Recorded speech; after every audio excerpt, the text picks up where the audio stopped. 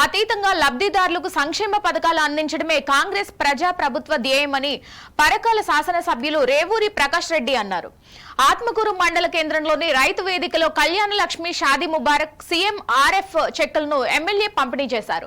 ఈ సందర్భంగా ఎమ్మెల్యే రేవూరి ప్రకాష్ రెడ్డి గారు మాట్లాడుతూ సీఎం ఆర్ఎఫ్ పేద ప్రజలకు వరమని, గతంలో ఎమ్మెల్యే ఎంపీల కార్యాలయాల వద్ద చెక్కుల కోసం పడిగాపులు కాచేవారని నేడు లబ్ధిదారులకు నేరుగా అందజేయడం జరుగుతుందని అన్నారు. పేదింటి ఆడబిడ్డలకు అండగా కళ్యాణి లక్ష్మి షాదీ ముబారక్ పథకాలు నిలుస్తాయని అన్నారు.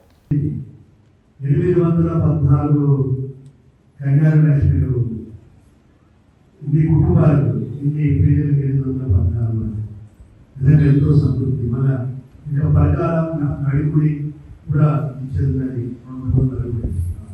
నేను కూడా వైరస్ కూడా 900 దాటిపోతాయి.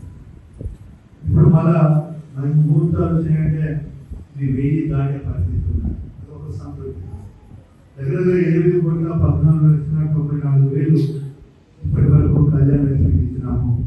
ముఖ్యమంత్రి సహాయ నిధికి సంబంధించి 609 మందికి మనం ఇస్తే 1,93,61,600 రూపాయలు ఇప్పటి వరకు మనం కనుక ఈ యొక్క అవకాశాన్ని మీరు ఉపయోగించుకోవడమే కాకుండా మీ అందరికీ పరిచయం ఉన్న వాళ్ళు కూడా చెప్పండి, మీ దృష్టికి వస్తే చెప్పండి.